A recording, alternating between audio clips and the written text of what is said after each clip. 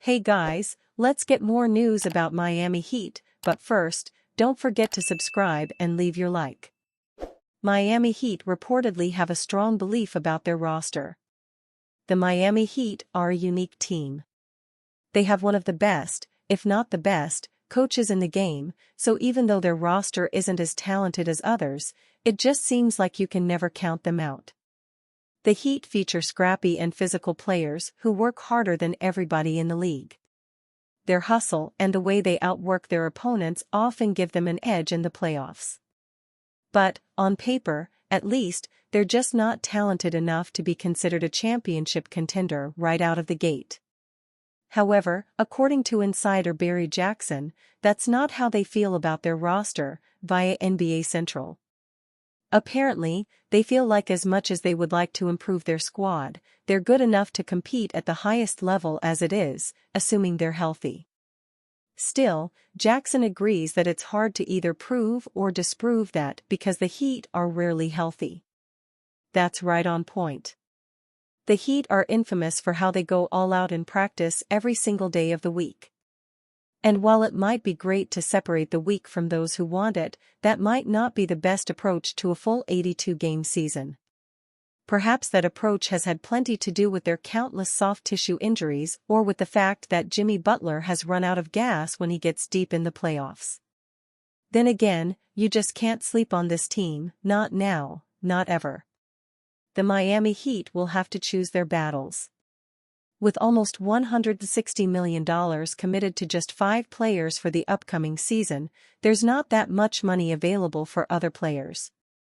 That's why some of their most prominent contributors will be forced to walk away from the team. According to a report by Heat beat writer Ira Winderman, veteran swingman Caleb Martin will decline his player option for the upcoming campaign, via NBA Central. Martin's player option is worth $7.1 million, and it's safe to say that he's outplayed that market value, which is why it's not much of a surprise to see him make this decision. Of course, we shouldn't rule out a reunion, but the Heat will have to pay up to get him. Just last offseason, Gabe Vincent landed a 3-year deal worth $33 million with the Los Angeles Lakers, while the Cleveland Cavaliers gave Max Strus a 4-year, $62.3 million contract.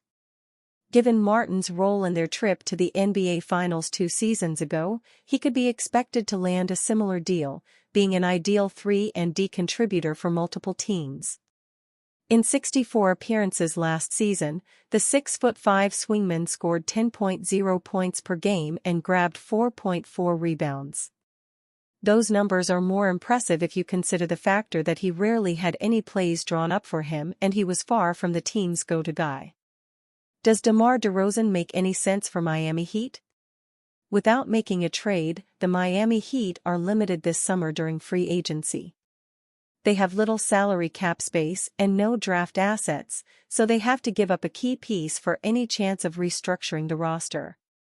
That means losing a combination of Tyler Herro, Terry Rozier, Duncan Robinson, Jamie Jaquez Jr., and Nikola Jovic must happen. The latest speculation in the drying pool of free agents is Chicago Bulls forward DeMar DeRozan. There have been various reports of mutual interest between the sides. The Heat have popped up as a potentially interested party, but it's worth noting that they are already around $7 million above the first apron, wrote CBS Sports' Sam Quinn. But does this make any sense? Does moving Herro or Rozier make the Heat better? Does an aging duo of DeRozan, 35, and Jimmy Butler, 34, compete for a title?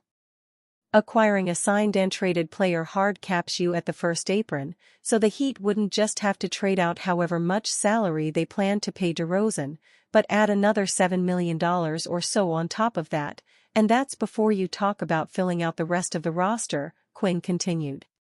For this to be feasible, you'd basically have to give up either Tyler Herro or Terry Rozier. Maybe Miami is prepared to do that, but Harrow is a decade younger than DeRozan. The Heat just gave up a first-round pick for Rozier, and the Heat already ranked 18th in the NBA in three-point attempts per game, so subbing out a willing gunner for DeRozan would be suboptimal to say the least. While Heat team president Pat Riley is taking criticism, there really isn't much he can do at this point. The Heat are maybe better off seeing if running it back with a healthy roster makes a difference. If not, they can start breaking from this core next summer when Butler becomes a free agent. Heat sign trade proposal flips Caleb Martin for $45 million NBA champion. The Miami Heat have minimal flexibility to make roster upgrades due to a loaded salary cap sheet, but there is at least one way in which the team might be able to add a meaningful contributor to the rotation this summer. Caleb Martin declined his $7 million player option on the 2024-25 season, opting instead to enter free agency.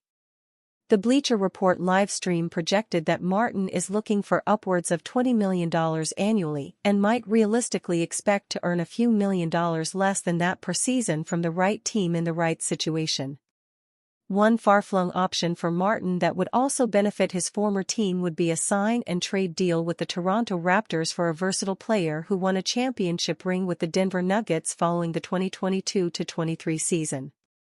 Sign and trade, Bruce Brown for Caleb Martin, the Bleacher Report live streamer suggested on Tuesday, July 2. If Caleb's like, "Look, I'm leaving," why not give Miami that cap flexibility of giving them an expiring contract in Bruce Brown? Brown probably plays for Miami next year and is a decent fit. And then the Raptors get a wing, which they desperately need. Bruce Brown of the Toronto Raptors. Brown has produced a solid career despite stints with 5 teams: the Detroit Pistons, Brooklyn Nets, Nuggets, Indiana Pacers, and Raptors, across his 6-year NBA career. He stood out with Kevin Durant, Kyrie Irving, and James Harden in Brooklyn as a frequent starter who often played in the front court despite his 6'4" stature. He averaged a career-high 11.5 points per game as a small forward for the Nuggets in 2022-23, appearing in 80 of 82 regular season games for a team that went on to dominate in the playoffs on its way to a title. The Pacers gave Brown the first big payday of his career, signing him to a 2-year deal worth $45 million in July 2023. The second year of that contract, which represents next season, is a team option that currently belongs to Toronto after that organization traded for his rights in January 2024. Brown has posted career averages of 8.9 points, 4.2 rebounds, 2.5 assists, and 0.9 steals, according to Basketball Reference. He is also a career 33.7% three-point shooter on just 1.8 attempts per game, though he shot nearly 36% from deep during Denver's title season and sunk 40.4% of his three-point tries the year prior with the Nets.